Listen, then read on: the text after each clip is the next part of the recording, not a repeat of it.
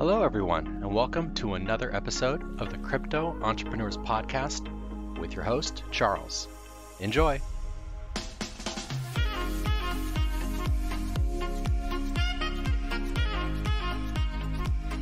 Hello, and welcome to episode 26 of the Crypto Entrepreneurs Podcast. I'm your host, Charles, and today we're sitting down with NateBag to discuss this millennial and Gen Z investing problem that we're seeing. A lot of young people are, able to save a lot of money, but there's this sort of stigma against investing it. Not a lot of people are contributing to their 401k. They see crypto as this sort of scam. NateBag's a young dude. He's 20 years old right now, I believe. And he got interested in Bitcoin and first invested when I think he was like 16 years old. So he's just going to talk about some of his tips and tricks and what he's picked up along the way on how to get started and where you can put your money. So let's get into it. So Nate, before we really jump into anything, can you just give us a little background on yourself, what you were doing before crypto, who you are, and what you're doing now? So essentially I wasn't really doing fuck all before crypto. I mean, I got into crypto I was pretty young. I was still a teenager, so I was just fucking doing basic teenager stuff, getting high with my friends, getting drunk, going to fucking high school, shit like that. I was always a fucking nerd, always. Like, I fucking love computers, love building computers, and I was always intrigued by the dark web. Just something about the dark web being kind of decentralized, like, always, I don't know, I just kind of love the dark web.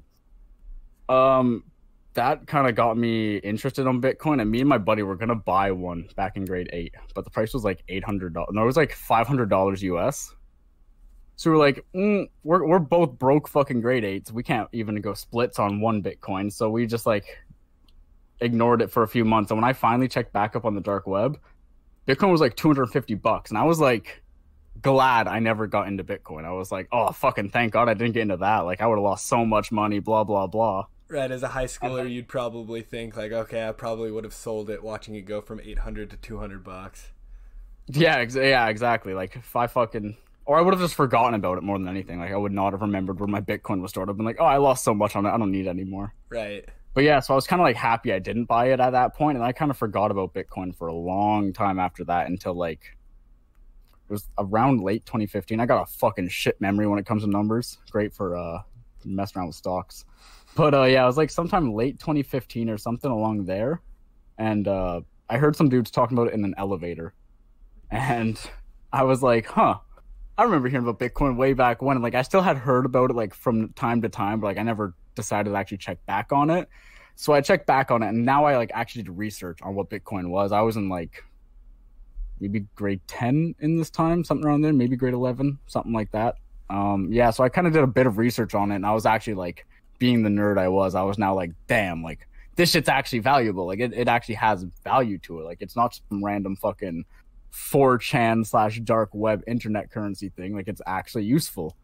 So after that, I just kind of started investing every fucking penny I earned. I had a part-time job at the time, and I just fucking every fucking dollar I earned, I'd give myself like a $20 allowance every 2-week paycheck, and I just put the rest into Bitcoin. And slowly after that, I just kept stacking. And then I also was introduced to the shitcoin market the day I got introduced to Bitcoin, like actually buying it. So that was a positive to me, although I would never suggest anyone to do it like that. Like, definitely watch the market before jumping in, but like I would buy Bitcoin and like 75% of it was put onto an exchange immediately. And yeah, that was Bitrex. That was good. This was still like early or late 2015, early 2016-ish. I probably only like held Bitcoin for like a week before I started investing it into actual shitcoins. Yeah, so yeah. Your story, in a sense, sounds like a lot of people's. They heard about Bitcoin, read about Bitcoin, had someone tell them about Bitcoin, and then pretty much they forgot about it. And then, however many months, years, whenever it was later, they heard about it again. Very similar to my situation, very similar to a lot of the people who actually does research on it. Yeah. Exactly, yeah, they hear about it. And again, my story starts off like most people who got into Bitcoin and didn't like know what they were doing with. The first time we tried to buy Bitcoin, it was literally just to buy drugs on the dark web. There we go. Like yeah. we didn't understand what it did or anything. We just knew that we could get money online and somehow buy drugs with it. So that's all we knew what Bitcoin was for at that point. That was the goal. Yeah. See, that was the thing I was gonna say. That's kind of where your similarities, end. You were in high school. I don't know many people your age who were thinking about investing or thinking about their financial future in any way. Honestly, I don't know if that was because me and my friends were complete degenerates. Most of my friends still don't think about investing. All of the people that I talked about crypto pretty much are online, other than one or two people. But you talked about how you kept $20 for yourself and pretty much put the rest of that money into crypto. Yeah, man, I'd give myself an allowance just like when I was a fucking kid. Yeah. No, I mean, so that's like the way to properly invest, but you were doing it with pretty much your whole paycheck. So you got in relatively early at a very young age. So I can assume that you made, a decent amount of money, especially saying that, you gave yourself a $20 allowance and the rest of it went into crypto. So can you kind of talk to us about how that has kind of shaped the way you view investing and view money and view the way that the rest of your life is going to go? Yes, I will go back to that question in one moment. I just want to clarify. I'm looking at a chart now. Again, my memory is fucking horrible. But so it was late 2016 that I got in. It wasn't late 2015. Regardless, I wish it was, because that was around it was around early 2015 when I was first looking into it. There we go. And it was late 2016 that I finally got involved. Okay, there we go. Yeah, so sorry about that. That's what I was thinking about. Want to repeat that question and go for it? No, it's not a big deal at all. So question again was, you got in at a relatively young age. Again, I don't know many people who at your age were thinking about investing, let alone investing in Bitcoin or other cryptocurrencies. So can you just tell us how that's kind of shaped your way of viewing finance, money, and investing in general? Well, I guess I don't know. Finances are a joke to me. I got a very weird way of looking at money. I don't know. Money to me ain't really much. I don't like money at all. I've always been as soon as I heard about crypto, I was like, yo, I want all my money in Bitcoin. It's the safest way to fucking put my stuff in. And I never trusted banks as is. So yeah, I always just kind of viewed Bitcoin as my new, as soon as I did research on it, I knew it was the currency for me. It's what I would feel safe having my money in. So that's just why I would mainly put all my money in it. It was a safe store of value that I wouldn't ever get fucked up on. And banks have fucked me up in the past later because of Bitcoin. But, so, and then, based on finances and stuff, I kind of realized everyone in my age doesn't know what they're doing. And I didn't really realize what I was doing either. As I said, once I did research on it, I just pictured it as my currency. So I wanted all my money in Bitcoin. And later through that, I kind of realized that this was me actually saving money. This was me putting money away and making sure I don't spend it on stuff, even though for me, I was spending it on shit coins and stuff like that. But I realized that no one does this. And although I pictured me spending the money too, because I was spending on shit coins and stuff, it was much better than me spending the money on, bottles of alcohol, drugs and shit like that, and games and stuff like that. So definitely in the long term, financially, it really helped out, because without even realizing that I wasn't spending my money, I was not spending any of my money, which helped saving up through several years. There we go. Yeah. And then, so are you strictly sticking to crypto, or do you have other investments that you've diversified into? What's your kind of financial well-being look like right now? For investment wise, I'm pretty stuck to crypto. I've done a few side investments, but I don't even know if they're investments. I'm not actually buying an asset of any type. It's more so helping out buddies. I've helped a few buddies start up some businesses and stuff like that. Sort of a loan, since or do you have any kind I haven't even done any legal contracts with them, so I can't say I've gotten a huge return from them, but I'm happy at the placement they're at, and I'm sure in the long run it's gonna come back and reward me in some way, but you never know. But for the most part, investing my money and actually expecting a return, I mainly stick to crypto. Right on, there we go. Which is, again, I've been trading through a bear market. That's a tough thing to say, but still, if I ever want to know that I can put my money into something and actually make a return from it, crypto's the way to go for me. There we go. Okay, so I was gonna ask. Forex markets scare me. Yeah. I was gonna ask if there was any reason that you maybe thought that you were sticking strictly to crypto versus, bond stocks. For me, I like having control. one, the market's open 24/7. I can trade whenever the fuck I want. It's just like, if I wake up in the middle of the night and I want to trade, I can do that. There we go. And like, again, with it being all through crypto and stuff, and I can immediately take my funds, put them into like a hardware wallet on Bitcoin. Like, I know I have my money. I don't even know how to trade Forex markets 100%. Like, I don't know how to trade stocks. I used to use one broker only because that was through crypto and stuff, but I'm pretty sure I'd have to go through a bank and they'd have to verify me, and I don't know how any of that shit works. Yeah. So and that's 100% why like I stick to crypto, and I think personally crypto's easier. Yeah. Like, I know people who understand the banking system and don't understand crypto might get caught up and get confused, but for someone who's just walking into something with money and no understanding of anything, I find crypto would be easier to get into. Okay, and why do you think that is?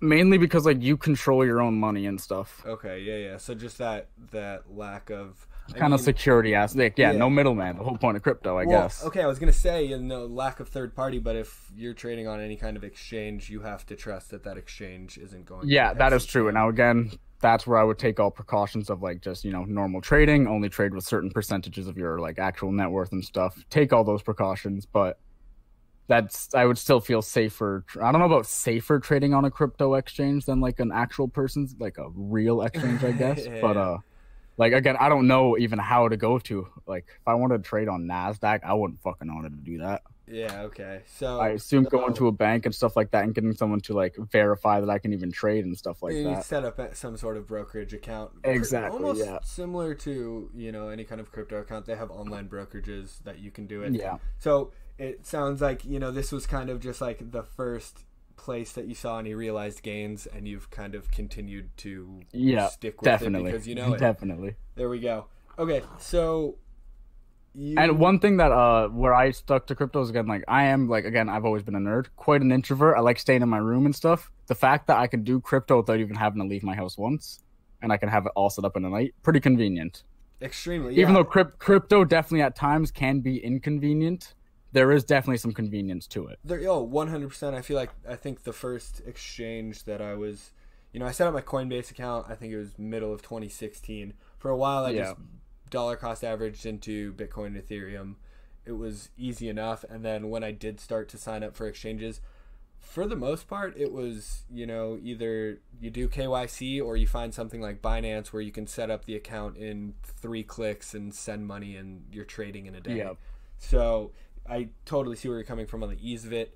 I was just reading an article today that I can't remember the percentage exactly, but it was some staggering percentage of millennials and Gen Z that doesn't have any sort of investments. They don't invest any of their money, either because they're living paycheck to paycheck or they don't trust the markets.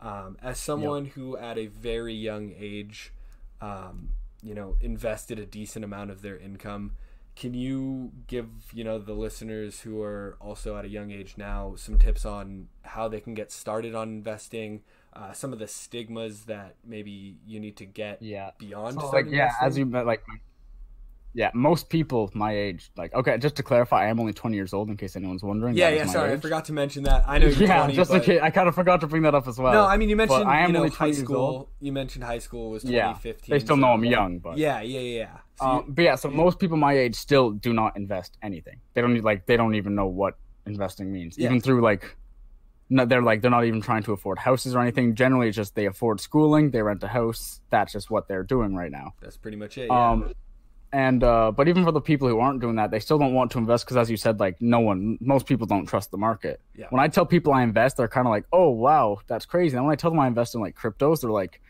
"Isn't that dangerous and stuff like that?" And I'm like, most people when I talk to them, it's crazy. Yeah, it's like literally, isn't it dangerous? And like, I don't talk to many people, but like if they start talking to me about it, I'm not gonna like try and hide that I trade cryptos. But everyone then asks me like if it's dangerous to trade them. I'm like, anything's dangerous as long like if you don't know what you're doing, you're gonna be fucked over. Learning cryptos is the same as learning any type of investment. And if you don't know what you're doing, that's why I guess you'd pay a broker to trade for you. Which was like, crypto also led me to understand how to financially understand my funds myself. I controlled it all myself. I would invest in things myself. I would never follow anything. I had to do research myself. I was always told that from the start. Like, pretty much anytime you would ask a question, people would be like, all right, Google it. Like, figure this shit out yourself, pal. Yeah, there we go. Do your own research. It's a exactly, yeah. Do your own research common on phrase everything. that's thrown around. Yeah. And yeah, no matter where reason. you are, people tell you that. And yeah, exactly. It's for a good reason. You can tell the people when you're even like interacting on social media sites, the people who've been spoon-fed everything, and the people who've actually had to put in the work and figure shit out themselves. Completely agree. But yeah, most people they don't understand how it goes, and even if they like, I have a very small group of people who actually want to start getting invested now. But again, it's like a very small group of people for my age, and even starting at the age of 20 is good, but most people don't even have any plans of investing in anything at this age. Yeah, I mean, so 2015 for me was what? I was 21 years old when I made my first investment. I bought some. And yeah, that's a great age to invest at. Most people, like, I don't know, like most people I know, even by the age of like 25 and stuff, don't have anything. Yeah, I mean, I talked to any one of my friends. The one buddy who got me introduced to crypto, he sold his ETH at like, I think that's like another big problem. That is another huge or something problem. Like that. No one else even considers investing, and it just blows my mind. It's kind of weird. We're in this little echo chamber of we're all very interested in investing. We're all very interested in financial freedom.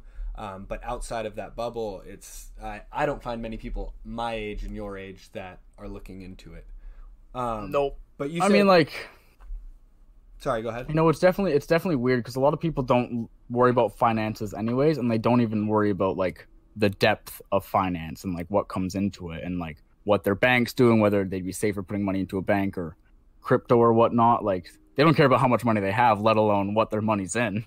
Right. Yeah. It's very almost autopilot. The finances are almost autopilot. You know, you get paid, your bills get paid. It's all online. You don't have to think about it at all. And that's that, because it's easy. Exactly. But, so you said you said you were talking to a couple of friends or, you know, acquaintances that were thinking about getting interested. What kind of tactics are you using to kind of get them on board and get them to buy some crypto? Well, all of these guys are like actual buddies. Like, they're close friends of mine, and I mean, they've known I've been investing in cryptocurrencies for a while, but surprisingly enough, I'm pretty like, although I've gained good money through crypto, I don't take money out or anything. Like, I have no need to spend any of my money. I just keep accumulating in a way. But finally this year I decided to just like start buying some stuff. So start living a good life. And I think they've realized that. I've just kind of like, you know, bossed up my life real quick, and now they want a piece of it. Okay, so they've seen the game. But instead of like, since they're, and like most people, if anyone was to be like, oh, how do you do this, blah blah blah, I would just tell them like straight up. I would normally tell them like the stupidest advice you can fucking tell them. Like, all right, go on fucking Coinbase, use Authy. That's the main authenticator you got to use, and just always buy Bitcoin every time you see it going up in price. There we go. So I mean, that's not a bad plan, honestly, but really like that's some of the worst advice right there. I mean, for people who have been in the industry for a while, I think it is, you know, kind of not, I don't want to say shit advice, but it's very simplified, dumbed down. But I think that's exactly what people need to get. So yeah, since they're like my actual buddies, I'm gonna like, instead of just doing that, I want to actually like not show them just how to buy Bitcoin. Although that's a good thing, but like actually how to trade and actually how to understand what they're doing with their money and whatnot. There we go. Okay, so I feel like for anyone who's listening to this who's not invested, I think what they can do to get involved is to reach out to anyone that they know that does any sort of investing. Reach out to your buddies who are, you know, very interested in finance, and be genuine and try to get involved, and at the same time do your own research, so you're not just, you know, showing up. Yeah, hey, exactly. teach I mean, me like, how to invest. One part, like, I mean, crypto is literally like, well, one thing, it's mainly money. So one thing is you got to get money and secure your money, and then, you know, decide what you want to do with that money. And personally, I would, like, I got a bias on crypto, but I would personally think crypto is the best bet for your money. I mean, a lot of us kind of see it that way as well. I hear a lot of people talking about, you know, the stock market kind of topping out. Housing market's also been in a 10-year plus bull run. Yeah, honestly, man, I'm just like, I've been saying this since the day I got into crypto, but I just can't wait for this next recession. I don't even know what it's going to do to Bitcoin, but yeah, see, that's like, the thing. I just want to see what it's going to hit like, man. Bitcoin was born out of the recession, so we haven't seen it go through a recessionary period. Yeah, exactly. Like, I mean, a lot of people expect it would really, and I've always kind of thought this too. I think it would, like, say banks were to do anything sketchy, then people would move to crypto, definitely. But I don't think just an overall recession would help crypto. I think a lot of money would be taken out of crypto and it would go to some lows. Exactly. My thoughts exactly on it. You know, if every big bank suddenly went under, there was these huge bank Yeah, runs. exactly. Like they just fucking hide all their gold and shit. People can't take money out. And if it's the bank's problem, I think a lot of people would move to crypto. Yeah, and finally definitely. start to open their eyes. But with any kind of other recession, you start moving your assets out of the riskier stuff. and exactly, kind of yeah, you just roll it want into cash to try and be bonds, an that kind of stuff. thing. Yeah. Exactly. Yeah. But I mean, yeah, we'll definitely have to see. I mean, again, no one can tell the future, so no, of course it's not. just a matter of how it comes. And that is like, again, that's why I don't want to tell my friends just to buy crypto and stuff, because one of the buddies who was involved, he did research on Bitcoin, and his idea was to just put his life savings into Bitcoin immediately. Like one day, just buy all the Bitcoin he could, and then navigate it through shitcoins like that. And I'm like, that's not a good idea, man. Like, I mean, I'm a fucking pretty much Bitcoin maximalist, 100%. But like, even I wouldn't suggest buying all of your fucking net worth at one moment. You dump it in and it drops 10%, and then you're like, all right, yeah, that's like, how you sure, lose all you're your in money Bitcoin, so I'm pull it happy. out. But now you're down fucking 15% of your total net worth, bro. Like, yeah, that's definitely not the way I always preach. You know, to anyone who doesn't know what they're doing, dollar cost average in. You know, take a little part of your paycheck. Exactly like you were doing when you were young. It's easy. It's proven. You know, and that's one thing that kind of pushed me to doing it when I was young, because a lot of people would like ask me why I would spend all my money in this, and it was like, I have nothing else to spend it on. Like, I'm not paying taxes now. Thankfully, I'm young. Like, I'm not taxable. Like, I have nothing to pay. I wasn't even paying my phone bill or anything. So I was like, if I have literally nothing else to spend my money on, I might as well spend it on something that's not just going to go to a waste.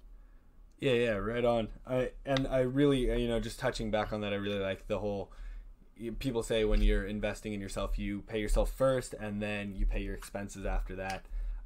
Most people do it into a 401k. You're just dumping it straight into crypto. I don't think it really matters what you're putting it into, as long as you're paying yourself first before you know those discretionary expenses. So you kind of talked about, okay, you've started to pull some money out. You've kind of living a little bit large. You know, you're still super young. You're 20 years old. What's your long-term plan? Do you have one? My long-term plan? Well, okay. There's like, again, any plan can go anyway, but like, we'll talk about my ideal plan here. So my ideal plan, Bitcoin's just going to keep fucking popping off. There's going to be like 1,000 more cycles, man. It's just going to keep going. How much simple, easy life. I can just keep making money off this shit. Alt seasons, whatever. Just throw it all at me. We can just keep moving. Yeah. Yeah, Bitcoin will hit like a couple $1 million, and then like, I'm golden then. There we go. We're good. Okay. So but for the most part, like, even if crypto, like, say it just kind of stays around where it is, or it takes a huge fall, like, I'm still hopeful. So I assume I don't know why the hell it wouldn't keep going up, but like, I'm good at trading stocks and stuff, so I would try to go more into Forex and stuff and try to learn that. But generally my end goal is to just, like, I like being kind of self-employed. Yeah, it's nice not having to work for. I do have a part-time job. I want to mention that. I do have a part-time job only so I can keep somewhat of a schedule in my days. Okay. So but for do you still invest most of your paycheck into crypto? Yeah, funny enough. So I keep a lot of my part-time job money so I can just spend it on like stupid stuff without having to worry about taking crypto out. There we go. But still, every paycheck I've ever had at this job, and I did get this job after I was already like, I knew what I was doing in crypto. Yeah. But even with every single paycheck I've had, I've put $50 to $100 in just because. Just every single paycheck. Single paycheck. Still after making massive gains, dollar cost. Yeah, man, just gotta get that Coinbase fucking account popping. Yeah. No, I was doing the same thing up until I guess this last check. Now I'm not going to be putting money in. I no longer have a job. But up until that, pretty much I think I skipped out on maybe the one before that just to pad my savings a little bit.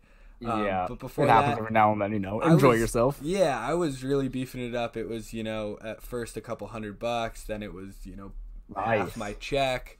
When we hit, I think we dipped from 6 to 4K. I was like, I'm going deep. Yeah, no, okay, yeah. When we were in the 4K point, it was fucking. I would like literally full paychecks going in. I was not giving a fuck. Exactly. People were looking at me like, "Why are you still doing this, man? Like, you've been doing this for 2 years. Like, do you still have to do this?" I'm like, you fucking bet I do. Yeah, this is how you make the real money, honestly. Exactly. There's not an endless amount of Bitcoin out there, man. I gotta get them while I fucking can. Right? Yeah. So many people have kind of just made that first investment, saw some gains, and now are just kind of riding this roller A coaster. lot of people do that, and that's like, as I said, I'm teaching like some of my closer friends. One of the things I want to teach them is like, you'll never make that first investment and make money. It's got to be a gradual thing. Like, you got to keep money flowing in if you want to keep making more money. I mean, I kind of disagree with that, but I think I also got lucky. I think anyone who bought Bitcoin early enough got lucky, because I think I bought 2 Bitcoin when I first got invested. It was one first at 700, a second one at 800, Nice. and it did not go below that price ever again. It just went up and Yeah. up and up. So from yeah, there. I got lucky as well, and I bought 0.2 because I bought around. I think it was around the same price as yours. Mine was bought in Canadian, so it was like close to like the $1,000 mark. There we go. Around there. But yeah, from the point that I bought, it kept going up and up and up. But like, still for me, that like almost brought an anxiety. I was like, what if it's never coming back to this price? Like, Yeah, no. again, So then you got to it was 100% FOMO at that time. I was Yeah. like, I have to keep buying more because it's never gonna come back. And like later on, I kept kind of thinking to myself like, oh, I shouldn't have bought so much at that price. Like, I'm sure it's gonna come back, but it never did come back at that price. It just keep going up, honestly. So it does happen. It doesn't happen often. It doesn't happen often. Yeah, so. you talk to 99% of people and they bought, either, Well, and one thing that sucks is like when this was during like my first year of being involved, is when it hit 4K, and I was telling all of my friends like, this is the moment. Like, there was a huge it was like, I forget what happened. This was like maybe the bit after a year of being involved, but it was like 5K or something like that. Then there was a big dip to 4K, and I was telling like all of my friends like, for anyone who wants to be involved with what I'm doing, like, now's the time to buy. We'll never hit 4K again. And then I like was held to that word for so fucking long until finally this bear market fucked me over, man. Yeah, like right. all of my friends, I kept telling them like, you should have bought then. Yo, Like, I it's told you it was never coming happening back. again. But of course we fucking had to hit 4K, man. Yeah, definitely. So we talked about a lot. I just kind of want to, go over a couple more things that we haven't really touched on yet. So, you mentioned big on dollar cost averaging, big on paying yourself first. Because, a lot of people who are going to be listening to this, they're probably either just leaving the house. They might still be living at home, in which case expenses are low. But how do you, like, you have a part-time job. How do you deal with, the whole expenses every month, saving? Do you any kind of like cost cutting, budgeting, any of that stuff so that you can invest more into crypto? Well, okay, so yeah, sadly, since I got into crypto at a pretty good point, like you did, so I never really had to cut myself down on like any expenses to try and like budget myself to get more crypto. Like, as soon as I got a part-time job again, I was pretty happy with only putting in, like, if the minimum was $50 every paycheck, I was content with that. So if I so happened to go over what my normal expenses were, I knew no matter what, I could have 50 fucking bucks to put into crypto. There we go. So yeah, sadly I never had to do any budgeting for this, but that's one reason why I want to teach my friends. Like, that's something I want to get into to try and help them out with it and see what they have to do so they can invest more into crypto, because at this time where I say I don't know what else would be a good investment at this point. Yeah, like, I mean, there's always gold and stuff like that. I mean, that's like the solids of the earth, but I mean, technology's taken over the world, man. Yeah, it really is. It's kind of hard to sit on your hands with every other investment, because I've got, a decent part of my net worth in crypto. I'm like, hey, I want to diversify this a little bit. But at the same time, I personally do not believe you will see gains in any other sector. I mean, there will be those one-off stocks that are just firing, but that's one thing. Like, I always thought like Bitcoin specifically was like quite revolutionary, like the tech behind it, and on top of it, it's super fucking volatile. Like, I would have invested in Bitcoin and avoid all the validity, but like, it just really helps to making money once you know what you're doing. Yeah. Also losing money if you don't know what you're doing. I was gonna say, just get lured into BitMEX and shit like that. Dude, I tell anyone who's like, oh, I think I'm getting into trading, I'm like, good luck, you're not gonna do well. Yep. Say goodbye. If you're careful, you can do well. Yeah, of course. You have to be super careful though, and that's the problem. Everyone gets like one big gain, and they're like, now I know what to do. Everyone I can be risky with this next play. Yeah. Okay.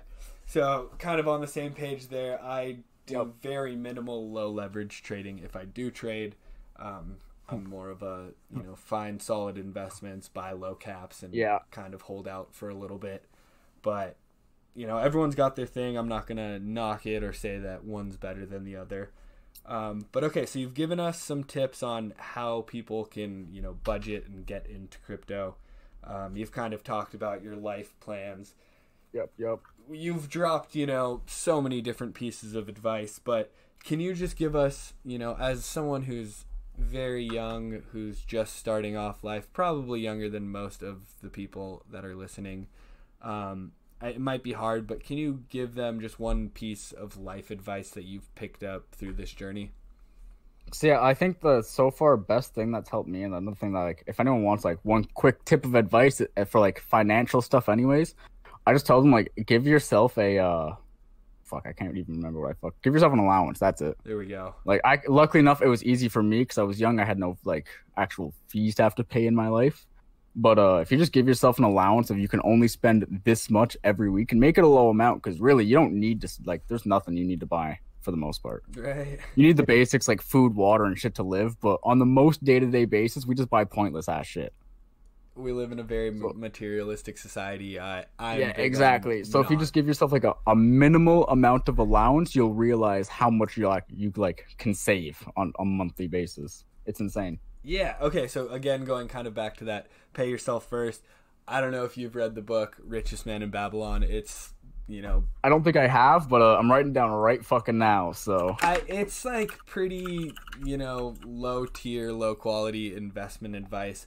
But I think the one biggest takeaway is to pay yourself first. You take 10% of your income, no matter how much you're making. Just something like that. Perfect. And you hoard it. Yeah. It's just a bunch of, anecdotal kind of stories that teach you about pretty much the basics of investing. But the one big takeaway, which you have come to by yourself, is that you need to take a small portion, in your case a large, but a small portion of your earnings, and before you pay any sort of expenses, you kind of keep that for yourself.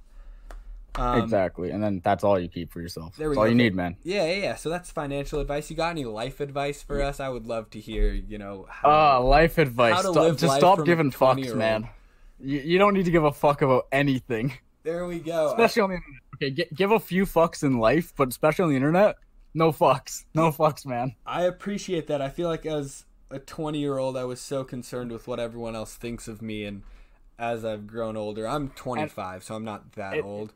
It's if some of my brother's buddies are 25, and it's funny because they will look at me and be like, I wish I didn't give as many fucks as you. Like, I post the most stupidest stuff online, as you've all seen, and like, some of them know my actual account. Like, even the stuff I post on like the stuff that's related to actual like me, it's still pretty fucking out of this world type of shit, and they're all just like, how can you get away with this? It's like, I just don't care, man. I just don't care. I think that also kind of relates back to this whole why you've been so successful is, you don't give a fuck. Whatever happens, and that's a big point, man. Whatever happens. You do it with conviction, and you don't apologize for it, and I appreciate that.